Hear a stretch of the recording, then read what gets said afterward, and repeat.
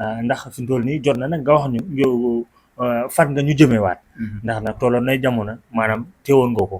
jamono ji ñu gëj laa gis nga nekkoon ci projet mais nee nga ñëwaat nga te da ngay nangu li nga fi bàyyi woon. fan nga ñu jëmee. waaw fi ma leen jëmee mooy lu gën a garaaw rek indi morceau yu gën a doy waar gën a woy lu neex gën a teg affaire yi ci temps bi. Ndiogou moom ku ne xam na ay bagage am moom daa bëri bagage. daa bëri roq.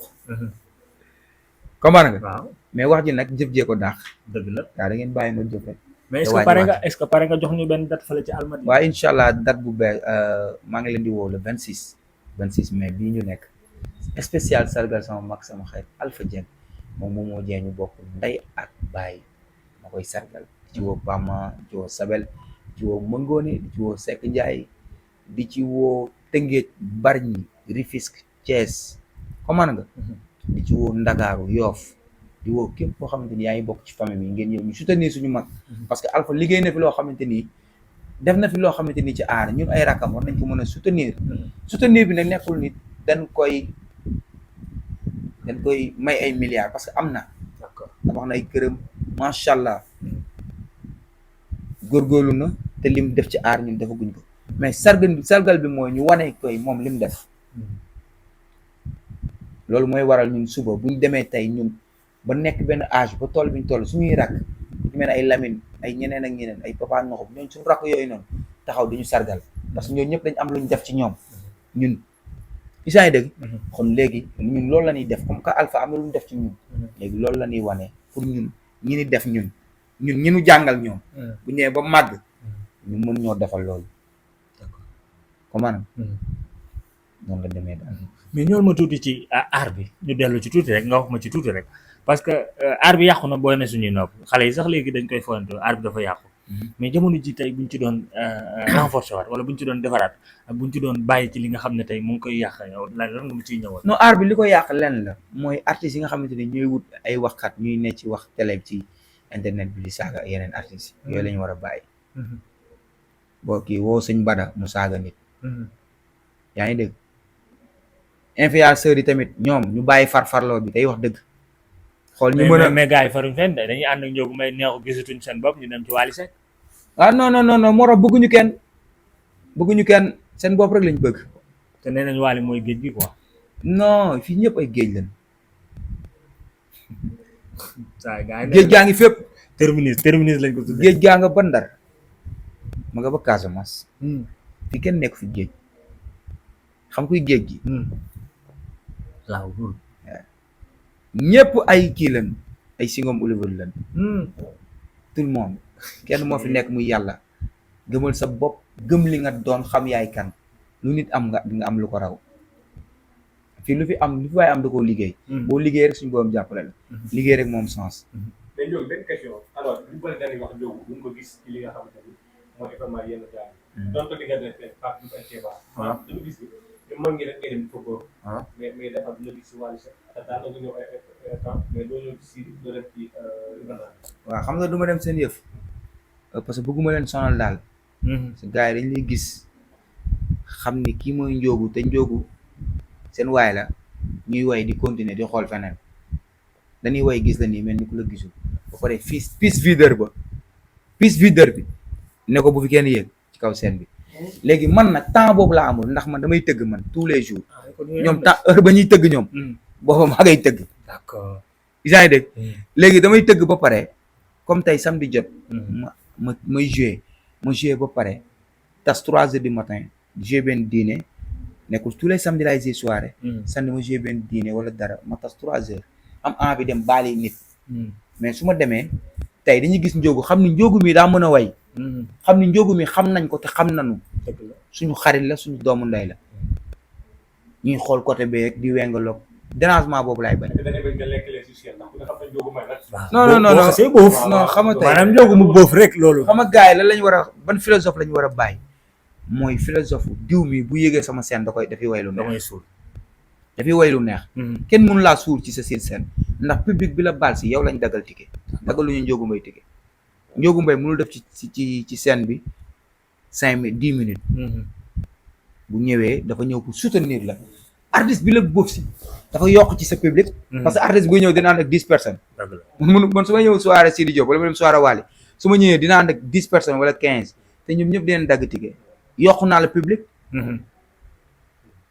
te yow miy way am na ñoo xamante ni Ndiogou Mbaye lañ bëgg isaa dëgg mais nag boofkat yi tamit dañu war am xel ndax man suñu borom dimbale mel affaire soirée Wally ba mu juddoo suma yaay ak suma pap ba léegi benn yoon laa ko mos a dem soirée Wally Seck benn yoon laa ko mos a baale te xam naa ko te bi ma ko baalee moom daa xam ni sama rakk ñëw na daf maa teral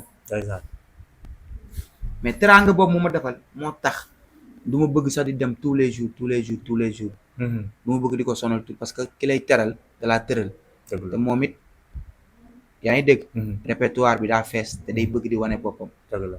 fekkee chaque jour boofkat yi bëgg ko songu day xaw a metti tuuti ci côté musique bi léegi boo nekkee professionnel mieux boo ko da nga koy bàyyi mu doxal mais dina am jour boo xamante ni moom suñu mag bu ñu invité yaa ngi dégg nañu yéen samay rakk ñëw leen ñu ñëwal ko parce que moom ku mu woo nga ñëw ndax liggéey na fi loo xamante ni ñun ñëpp ci moom la ñuy xool ñun ñëpp ci moom la ñuy roy am lu ñu gis ci moom mu def ko muy suñu mag mais suñuy morom yi nga xamante ni ñoo nekk suñuy morom ñun ñu bokk game bi nekk ay bagage ñoom dañ lay gis xam ni yow mii ndaanaan nga ñuy xool côté bee di wengaloo ko ak a sëgg loolu du ma ni soxor la du ma ni kiñaan mën na nekk tamit nga toll foo xamante ni il faut nga wane sa bopp il faut nga woy il faut nga wane sa musique dëgg la mais koo xamante ni 1 an ba 1 an lay ñëw sa soirée wala 2 ans ba 2 ans xanaa benn jour bi muy ñëw nga war a rafetal sa diggante ak moom koo xamante ni mën na toog 3 ans du amul sa jot xam nga tey bu dee Ndiogou Mbaye day ñëw samedi bi ñëwaat samedi nga mën a xam ni kii kat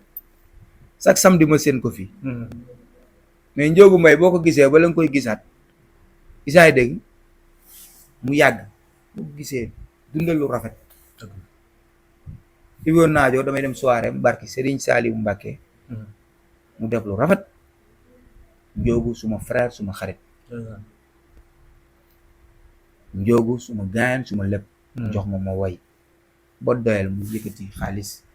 may ma teral ma si yaa ngi dégg li may teral am naa lu ko ëpp mais teraanga kenn du ko nëbb kenn du ko làq kuy làq teraanga baadoo la ga kuy nëbbu teraanga nit baadoo la ga parce que yàlla ko teral ci yàlla ko yàlla teral ci yàlla teral comment nga Momo Dieng damay ñëw soirée am du ma woy du ma def dara benn nit laay dem soirée am du ma woy aw ma envie woy fii laay toog def nii di ko seetaan day pare yëkkati day pare ñëw kott ma li ma tax wooyee man ko noonu tey aw ma envie woy mu làmb liñ ko may yëpp li ma joxe lépp wala man ko non demal mu force ma dugal sama poche xaalis bari sama seex la depuis enfance comment nga pama suñu rakk la ma Njaay Seck sama jumeau la depuis enfance Tarba Mbaye sama seex la ñooñu samay gaayan lañ duñ ay affaire woy aar Tarba damay ñëw soirée mu mel ni maa moom soirée bi est-ce que dégg nga ma kon man du ma musicien bi bokk ci kalan yi du ma musicien bi am ak problème ak musicien yi du ma musicien bi am ak problème ak gars yi mais gars yi nag ñoo war a bàyyi xof bi di gis Ndiogou Mbaye ak di xof ci micro dafay affaire di tiit nañ bàyyi booy bi wane boppam parce que tamit ñun ñëpp ñoo far da ngay gis Ndiogou naan bu ma ko joxee micro mu toj fi ku wax naa fa toj dañ may nañ maa catu sax gis nga gars yi kon teewuñ la non cat bee dañ maa catu ba ma sonn ñun mënuñu woy xamuñu dara mais bu ñu gisee nan nu yaatal ndax man sama soirée xam ne moo koy yàq gaa yëpp a ngi nii ñuy boofkat yi xam nga tax ñu koy yàq parce que man leer na man yow mënoo faa woy lu ma fa woyul woon temps bi avant ngay ñëw waaw woy naa loo xamante ni yow mënoo ko woy ndax sama voix ubbeeku na sama yaram tàng na te yow da ngay ñëw rek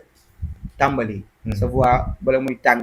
bala muy ubbeeku il faut nga mën a woy def ay kii comme nag boofkat mën nañoo woy lu neex mais yow li ngay woy moo dàq avant parce que nit ñëw lañ baal si c'est soirée 2 personnes ñoo war a bëf chaque soirée wala 3 personnes isaay dëgg li ci des ñu bàyyi musicien soirée bi woykat bi mu àggale loolu mooy parce que nit ñi public dañoo war a fecc dañu war a baal mais chaque soirée nga ñëw bëf sonal woykat bi sonal kii bi woykat bi du la respecté mais man nag moom suñu boobu dimbale na ma Salima ngi nii daf may woo Ndiogou nañ dem soirée gars yi ma ne ko ah man dama war a jouer ji su ma fa jógee damay dem nelawi nekkaat ci leneen parce que aw ma seen temps aw ma temps wu dem soirée kenn mooy loolu parce que man xam naa sama bopp man damaa judd ci personnalité fulla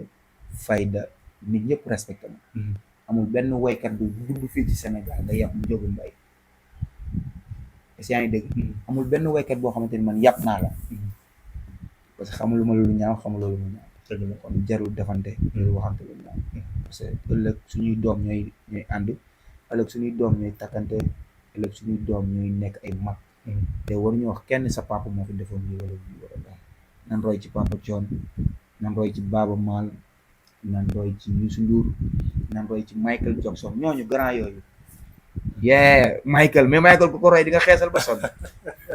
mais sama dernière question xam nga lan lay doon maanaam sénégalais yi ñëpp dañ koy wax Ndiogou Mbaye lan moo tax du showbiz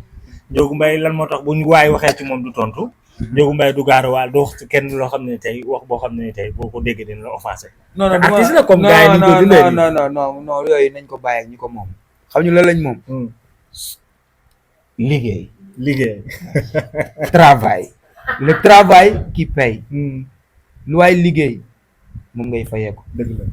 ñax du réer borom déedéet gars yi nañ joob rek te bàyyi wax ji amul sens ku miin sa kàddu yàpp la ndeysaan wolof nga ko ayca mi ngi noonu bu ko defee mu bàyyi la rek nga tàggatoo waaw may li may tàggoo nag mooy gërëm ñëpp di kontaan ci soppe yi di kontaan ci am di jàmm yi di kontaan ci képp ku may bégee ak képp ku may safo di gërëm suma ñaari télé yi nga xamante ni tey doo ñëw déplacé wu ñëw seet si Ndiogou Mbaye muy ndeysaan sama ñaari télé yaa ngi nii waaw lu xew lu xew waaw DKR lu xew ak Siweul ko TV ak Siweul ko TV di sumay télé may nuyu DKR TV Salim DG bi suma frère ma koy nuyu bu baax di kontaan ci moom ndax ñu ngi jàpp ci carrière bi di nuyu sama cameraman bu ñaawul bi Modou sama rak sama xarit sama seex yow it may kontaan ci yow Vito vraiment ci teewaay bi rafet na trop su leen neexoon waaw mooy loolu mais ñëw ngeen di soutenir Ndiogou Mbaye bëgg Ndiogou Mbaye fu mu nekk ngeen ñëw dooleel ko kon maa ngi leen di remercier Ali Thiaw merci beaucoup joxaate dig daje bi bala nga waaw dig daje bi incha allah maa ngi jox ñëpp rendez-vous le 26 mai bii ñu nekk fii rek incha allah rabbi la Poète ci côté géej gi ma ci woo ñëpp nag di ci woo Mama Diop di ci woo Diarra ci woo waa Pikine waa Yëmbal waa Géejawaay mooy nuyu staff bi Cheikh Mbacké Momo Evans Jazz Pro maa ngi nuyu gars yi daal su ma limee Diop Pape Modou Assane Daouda Mbaye Bira Mbaye borom Amérique sama rak ma koy nuyu au passage ñu ngi ciy jàpp bu baax a baax ma bokk ndey ak baay borom Amérique Bira kontaan naa sa yaay gërëm na la man sa mag gërëm naa la kon merci beaucoup